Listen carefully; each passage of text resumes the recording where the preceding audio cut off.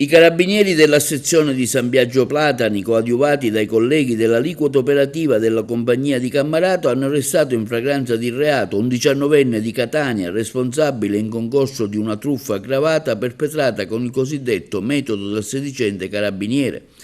L'episodio ha avuto inizio quando un pensionato di 82 anni del luogo, vedovo, ha contattato la locale stazione dei carabinieri per denunciare una telefonata ricevuta da un uomo che, spacciandosi per un carabiniere, lo aveva informato che la figlia era stata arrestata a seguito di un grave incidente stradale.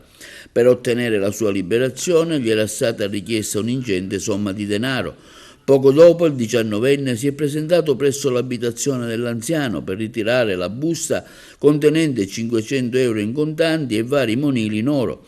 Grazie alla tempestiva segnalazione della vittima e al rapido intervento dei militari dell'Arma, subito dopo aver ricevuto il denaro, il giovane è stato fermato e arrestato dai carabinieri. Le indagini hanno così permesso di identificare e denunciare altri due complici, un ventenne di Catania rintracciato alla guida di un'autovettura Jeep Renegade nei pressi del paese e un altro 19enne, anch'egli di Catania, che aveva noleggiato il veicolo utilizzato per commettere la truffa e che impartiva le istruzioni telefoniche agli altri membri del gruppo. L'arrestato, su disposizione della Procura della Repubblica di Agrigento, è stato trattenuto presso le camere di sicurezza in attesa dell'udienza di convalida,